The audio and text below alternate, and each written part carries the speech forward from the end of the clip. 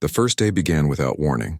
No transmission, no declaration of conquest, no demand for surrender, only fire. It came from the upper edges of the atmosphere, glowing ribbons of crimson that tore through the night sky like the veins of a burning god. Cities vanished before dawn, oceans boiled under columns of plasma, and the earth itself seemed to scream as the heavens rained judgment. For 72 hours humanity knew nothing but panic. Communication collapsed, satellites melted, and governments became whispers in the static. But amid the destruction, a single signal pierced through the chaos, a woman's voice, sharp, melodic, and filled with cold authority. "This is Queen Vorya of the Celestarch Matriarchy. Humanity, your cycle has ended. Your skies are ours. Your world will return to silence." The transmission echoed across surviving frequencies, translated into every human tongue by their own dying systems. Then came the second voice, softer, almost mournful. "Do not resist. The fire is mercy. The alternative is thunder." And with that, the skies turned red again. Entire continents disappeared beneath sheets of flame as alien vessels, vast and shimmering, descended like seraphs of war. They were beautiful in the most horrifying way. Organic ships shaped like vast silver blossoms, their petals unfolding to release tendrils of living light. Each tendril struck with surgical precision, incinerating anything that moved. Yet in the ashes, small groups survived, soldiers, engineers, and ghosts of governments. In one of the shattered bunkers beneath what remained of the Ural Mountains, Commander Elias Kael stood before a cracked holographic map, his face illuminated by the faint blue pulse of dying systems. Around him, a handful of survivors waited in tense silence. "We've lost orbital control," said Sergeant Lin, her voice trembling.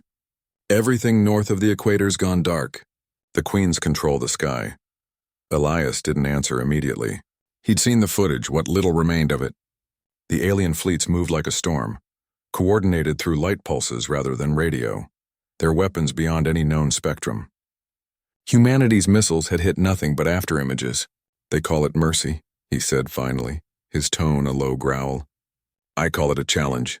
Lin frowned. "Sir?" "They think we're finished," Elias said, turning to face the surviving officers. "They've taken our light, so we'll answer with sound." His hand hovered over a locked case, the last remnant of Project Thunderstrike. Inside were experimental weapons once deemed too dangerous for deployment. Kinetic resonators capable of weaponizing atmospheric pressure, using sonic compression to tear through matter itself. It had been mothballed after the Geneva collapse. But now, as alien fire burned the horizon, mercy was no longer an option. "If they want silence," he said, opening the case, "we'll give them thunder." Outside, the sky pulsed crimson as alien drones descended, their surfaces rippling with bioluminescent veins. The ground shook under the impact of another orbital strike. Elias's comm implant crackled to life. "Commander Kael, this is Dr. Senna Reyes from the Antarctic Relay. We're still operational, barely. We've decoded fragments of their network." Elias turned sharply. "Go on." "The Queens are telepathically linked across vast distances," she said. "Their ships are alive, grown from the same genetic matrix as their bodies. When one Queen commands, all her vessels respond instantly. Which means if we kill one, the others will feel it," Senna finished. "But there's more. The energy they use for those firestorms, it's not fusion or antimatter. It's resonance. They're using the planet's own magnetic field to amplify it." Elias's expression hardened. "So the Earth itself is their weapon?" "Exactly," Senna said. "But if we reverse the frequency, we can make the planet scream back." The bunker fell silent. For the first time since the war began, hope, mad, reckless hope, lit their eyes. The plan formed quickly. Using the remnants of Earth's defense grid and the prototype resonators, they would generate a counter-frequency, powerful enough to rupture the atmospheric current feeding the alien firestorms. It was dangerous. It could shatter the ozone layer, flood continents, collapse air itself. But it could also make the sky theirs again. "Thunderstrike," Elias whispered, his hand tightening on the console. "We bring it online now." Within hours, makeshift convoys rolled out from the hidden bunkers, carrying pieces of old technology salvaged from ruins, Tesla cannons, EMP cores, soundwave emitters, and ancient hydroelectric turbines converted into sonic amplifiers. They were humanity's scraps, but in desperate hands, scraps became salvation.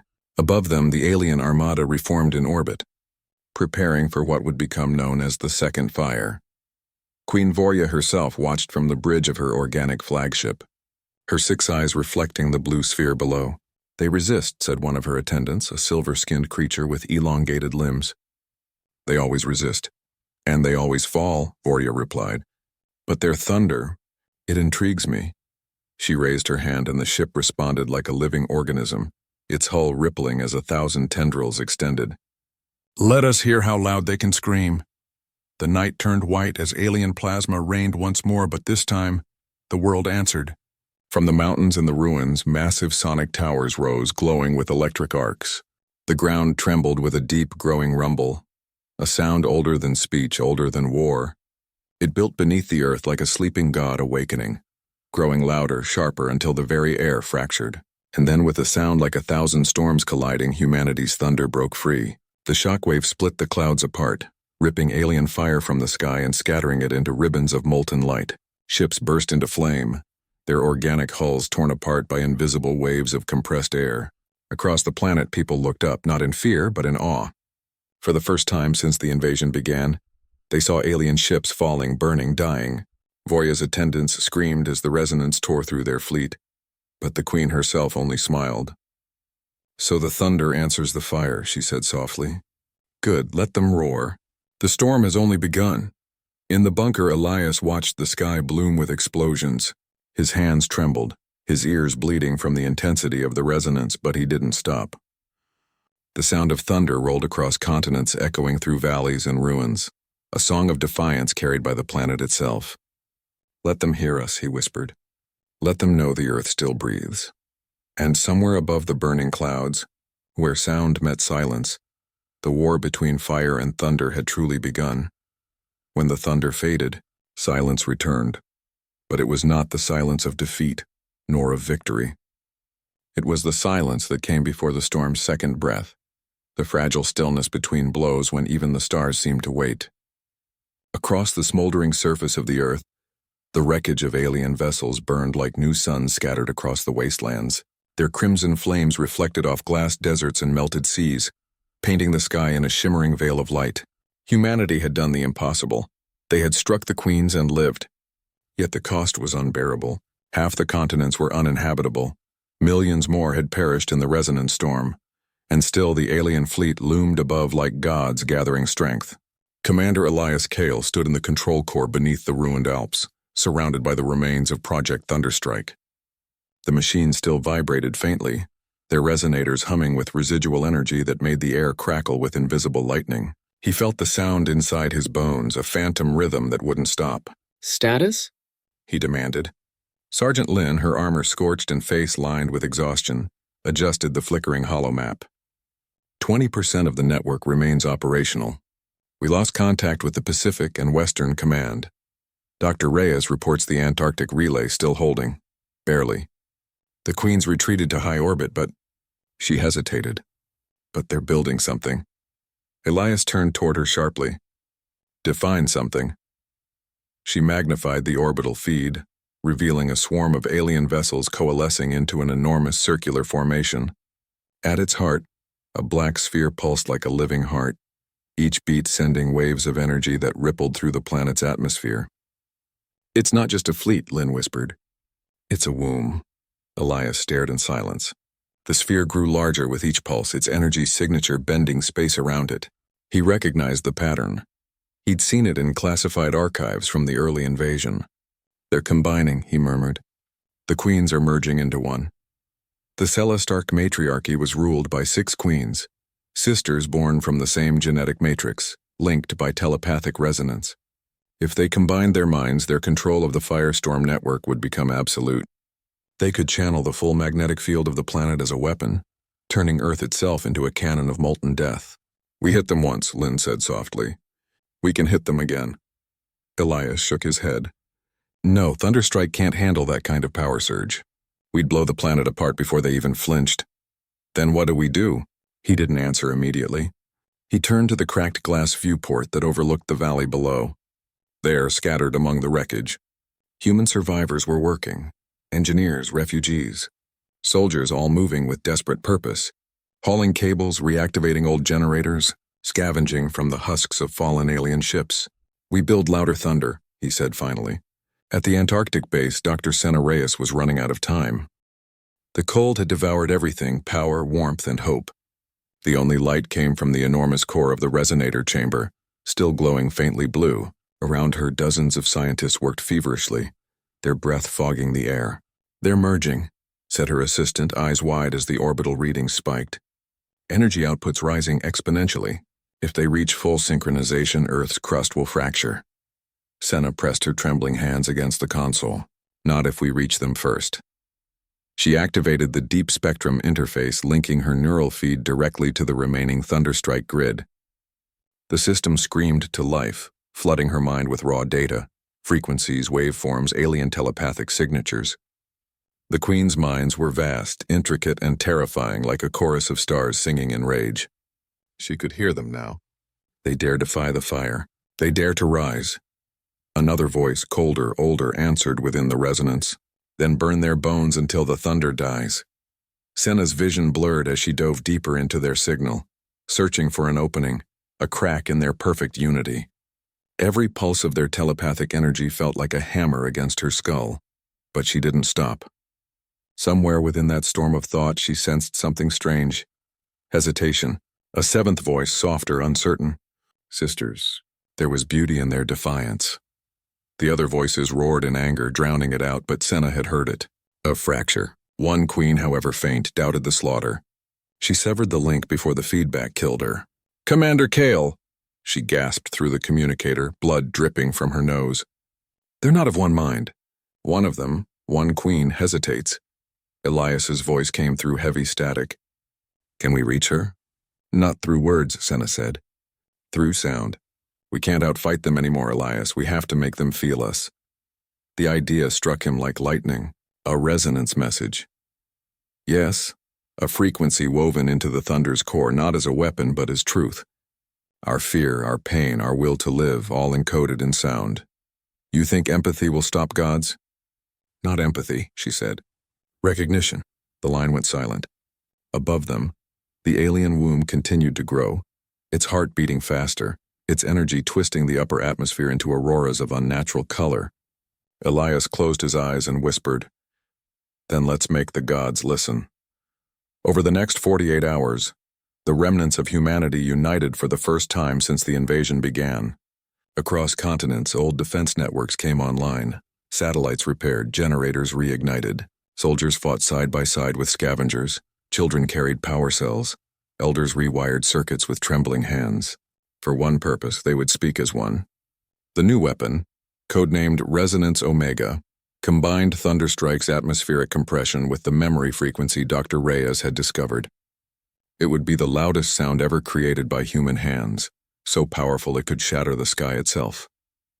But the risk was catastrophic. If the waveform collapsed, the Earth's crust would liquefy.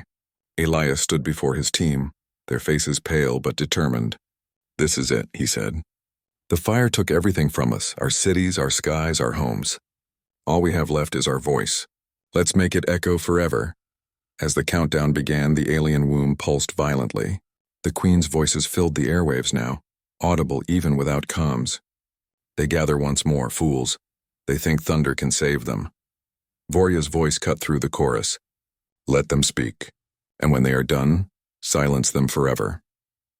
In the final moments before activation, Elias looked up at the storm clouds forming overhead, black and gold, alive with energy.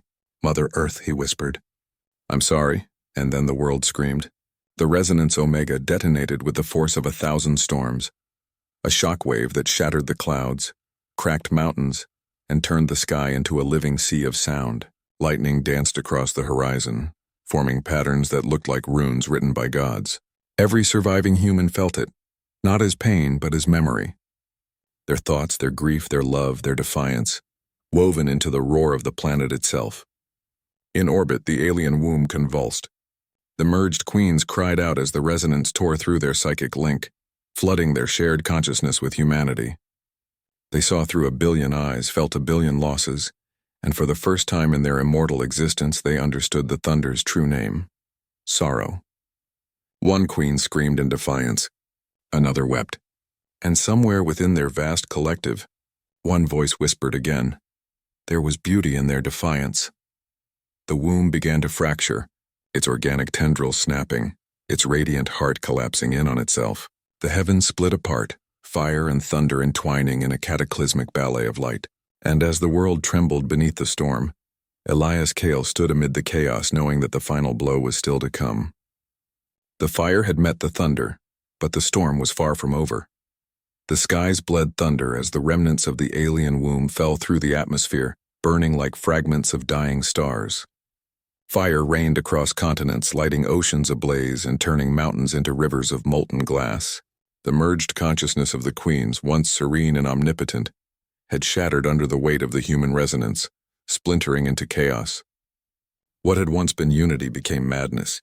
Above the ruined earth, their colossal forms twisted through the clouds, wings of molten energy spreading from horizon to horizon, their voices echoing across every surviving communication channel like a song of rage and agony.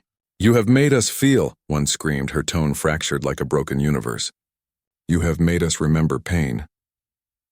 Commander Elias Kael stood in the heart of the storm, the control room collapsing around him as alarms blared and firelight poured through the cracks in the ceiling.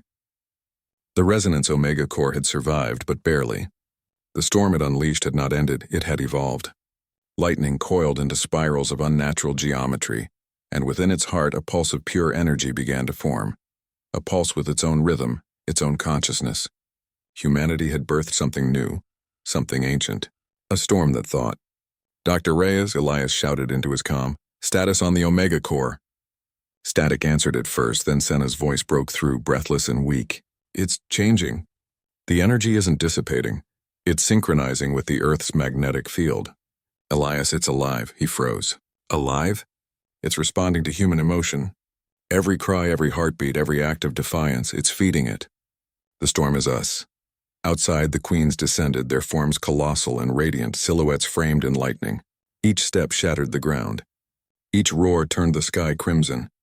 The largest of them, Vorya, the eldest queen and the fire's first mother, landed amid the ruins of the Alps where thunderstrikes' remains still glowed. Her eyes, twin suns of rage and sorrow, found Elias standing beneath her. "You speak with thunder," she said, her voice shaking the world. "But thunder is only an echo. It fades. It forgets." Elias looked up, rain soaking through his armor, his hands trembling but steady. "Then we'll make it eternal." He raised the command beacon, what remained of the resonance network, and activated the synchronization field. Across the globe, surviving transmitters came to life, glowing like scattered constellations on the dead planet's surface. Every survivor who still drew breath felt it. The call to rise. Farmers in the ash fields of Africa, refugees hiding beneath the ruins of Tokyo, engineers clinging to broken orbital elevators. They all looked up, whispered the same words, and their hearts pulsed in rhythm with the storm. "We are still here." The Omega field surged. The thunder answered. Lightning erupted from the clouds, spiraling toward Elias, enveloping him in a vortex of blinding light. For a moment he screamed, but the sound turned into something else, something vast. The storm merged with him. His mind expanded, seeing everything. The burning oceans, the dying sky, the terrified faces of those who still fought. He saw their courage, their despair, their hope. It became his heartbeat. "Elias," Senna cried through the comm. "Your vitals?" "I'm fine," he said, though his voice no longer sounded entirely human. "It's listening to me. To us." Above him, the queens took flight, encircling the storm like vultures around a dying god. "You would challenge divinity?" Vorya roared, her fire turning the clouds into molten rivers. "You think mortals can command the sky?" "Not command," Elias said softly. "Become." With that, he unleashed the full might of Resonance Omega. The storm roared, its thunder rolling across the entire planet, uniting every remaining fragment of human will. The lightning no longer struck randomly. It chose. Each bolt fell with purpose, tearing through alien war engines, dissolving their ships into clouds of glowing dust. The queens screamed, their power unraveling as their fire met something older, purer, the voice of creation itself. The storm was no longer mere energy. It had become a symphony of human emotion, a living force that resonated with every act of resistance. Every heartbeat that refused to surrender. Senna, deep beneath the Antarctic ice, felt it too. The instruments around her shattered, but she didn't care. She stepped outside into the freezing wind, looked up at the heavens, and wept, not from despair but awe. The aurora above wasn't green or blue anymore. It was gold, the color of dawn. And in that light she saw shapes moving through the clouds, the memories of those humanity had lost, walking alongside the living, guiding the thunder's path. "It's beautiful," she whispered. In orbit, the queens began to fracture. Their wings of fire dimmed, their song of destruction turned to lament. One by one they fell, their radiant bodies crashing into the oceans and deserts they had once burned. Vorya alone remained, her voice echoing across the storm. "Why do you fight, child of dust? You cannot win. Even if you destroy us, the stars themselves will rise against you." Elias's eyes glowed with lightning as he stepped forward, the storm swirling around him like a crown. "Then we'll teach the stars to fear." Vorya hesitated. For the first time, she looked uncertain. "What are you?" "The sound of everything you tried to silence," he said. "The storm that remembers." And with that, he raised his hand. The thunder gathered around him, coalescing into a single blinding strike that split the sky from pole to pole. It hit Vorya square in the chest, piercing her heart of fire. She screamed, a sound that shook galaxies, and her body dissolved into a rain of light that scattered across the heavens. The silence that followed was immense. The storm slowly faded, its energy sinking back into the earth, into the oceans, into the blood of every living thing. The resonance omega shut down. Elias collapsed to his knees, his armor cracked and smoking. Around him, the survivors emerged from the ruins, their eyes reflecting the newborn dawn. The sun rose for the first time in months, soft, golden, fragile. Humanity had survived. Dr. Reyes arrived hours later, her hands trembling as she knelt beside him. "Elias," she whispered, touching his shoulder. He opened his eyes, faint lightning still flickering in their depths. "We did it," he murmured. She smiled through her tears. "You became the storm." He shook his head weakly. "No, we all did." In the sky above, where the queens had fallen, their remnants shimmered like constellations reborn, stars forged from fire and thunder, forever lighting the night. And from that day forward, whenever the storms came and thunder rolled across the horizon, humanity remembered not destruction, but victory. The aliens had sent fire to Earth, but humanity had answered with thunder that split the skies apart. And from that thunder, a new world began.